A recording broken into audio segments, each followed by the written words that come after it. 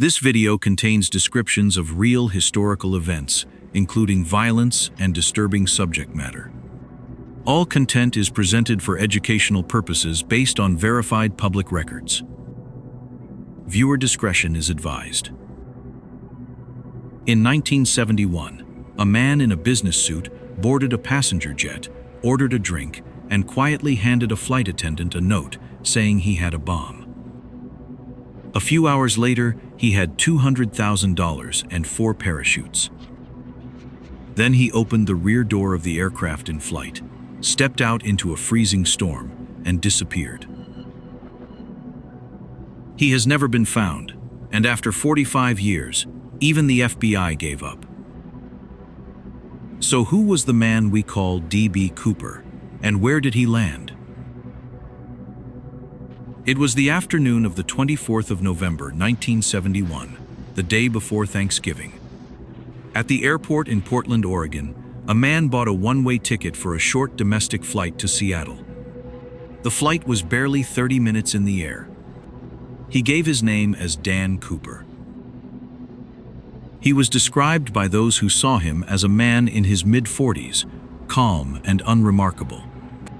He wore a dark business suit, a white shirt, a narrow black clip-on tie, and a raincoat. He carried a briefcase. He looked, in every respect, like an ordinary businessman traveling home for the holiday. He boarded the aircraft, a Boeing 727, and took a seat near the rear. He ordered a bourbon and soda. He lit a cigarette. The detail that mattered most about that aircraft was its design. The Boeing 727 had a rear staircase that folded down from beneath the tail, an air stair that could be lowered while the plane was still in the air. Very few aircraft could do this. This one could. The man in the rear seat appears to have known that, and to have chosen this flight, on this aircraft, for exactly that reason. Shortly after takeoff, he passed a folded note to the flight attendant seated near him. She assumed at first it was a lonely businessman slipping her his number, and she dropped it, unread, into her bag. He leaned toward her and said quietly that she had better look at the note. He told her he had a bomb. What followed would become the only act of air piracy in American history that was never solved. The note was written in neat capital letters. The flight attendant read it, then, at his instruction, sat down beside him. He opened his briefcase just enough for her to see inside. A tangle of wires. Red cylinders. Whatever it was, real or not, it was convincing. His demands were precise and calm. $200,000 in cash. 4 parachutes, 2 main and 2 reserve. And a fuel truck standing by in Seattle to refuel the aircraft on arrival. He specified the parachutes carefully, demanding civilian ones, not military models, a detail that would later make investigators believe he understood what he was doing. The pilots radioed ahead. The airline made a decision that was, at the time, almost unthinkable, and agreed to pay. While the money and parachutes were assembled on the ground, the aircraft circled over the Seattle area for 2 hours. The other passengers told only that a minor mechanical issue was causing the delay. Most of them never knew, during the flight, that they were part of a hijacking. The plane landed in Seattle. The money and the parachutes were brought aboard.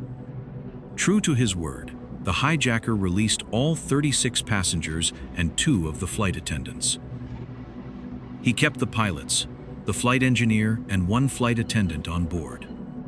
Then he gave them their next instruction. Take off again and fly south, toward Mexico, low and slow. His instructions to the cockpit were extraordinarily specific. He wanted the aircraft kept below 10,000 feet. He wanted the flaps set to a precise angle to keep the speed as low as possible. He wanted the cabin pressure kept matched to the outside air. These were not the demands of an amateur.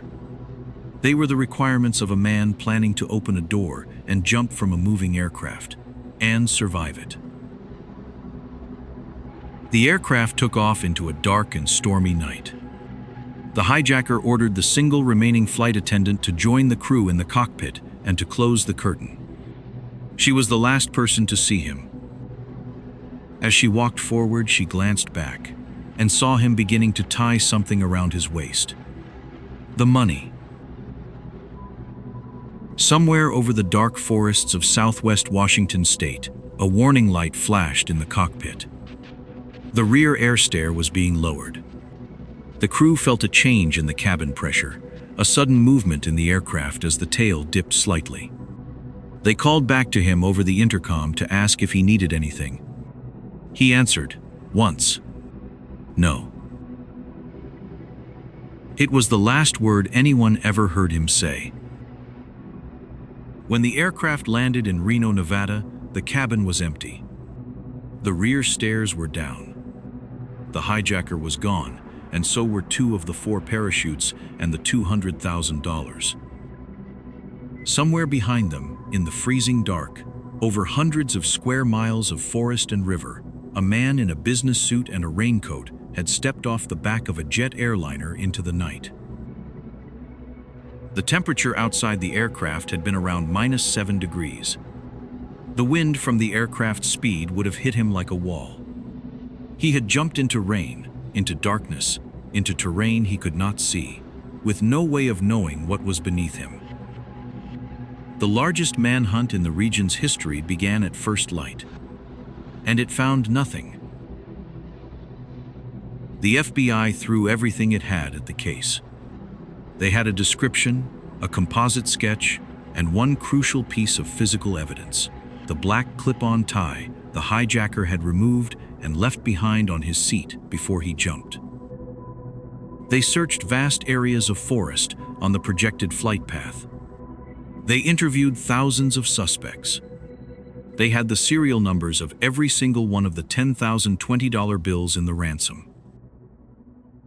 And for 9 years, none of those bills ever surfaced. Not one was spent. Not one appeared in a bank. It was as though the money had vanished from the world along with the man. Then, in 1980, a family was having a picnic on the bank of the Columbia River, at a sandy spot called Tenna Bar. A young boy, smoothing the sand to build a fire, uncovered 3 bundles of disintegrating $20 bills. The serial numbers matched. It was the Cooper ransom. $5,800 of it, weathered almost to pulp, buried in the riverbank. It should have been a breakthrough. Instead, it deepened the mystery. The money was found far from where investigators believed Cooper had landed. The way it was buried, and the condition it was in, did not fit easily with any single theory. Had it washed down the river from his landing site? Had he buried it himself? Had he died on impact and the river carried the cash for years? Every answer created a new problem. The suspects came and went for decades. Former paratroopers, aircraft mechanics, men who confessed on their deathbeds, men whose families were certain. The FBI examined the clip-on tie with modern technology and found tiny particles on it, including rare metals, hinting the hijacker may have worked in aerospace or manufacturing. It was a tantalizing clue. It pointed to thousands of people and to no one. In 2016, after 45 years, the FBI formally closed the active investigation. It remains the only unsolved act of air piracy in the history of the United States. No body was ever found. No parachute, no briefcase. Almost none of the money. Just a man's name on a ticket, a clip-on tie on an empty seat, and a single warning light in a cockpit, marking the moment he stepped into the dark. A calm man in a business suit hijacked a plane and asked for nothing he could not carry. He gave the passengers back. Then he opened a door in the sky and stepped through it into a storm. Whether he drifted down to safety and lived a long, quiet life, or fell into the Black Forest and was never buried, we do not know. The only honest answer is the one the FBI reached after 45 years. We do not know who he was. If you want to go deeper, the story of the Sauter children is waiting for you.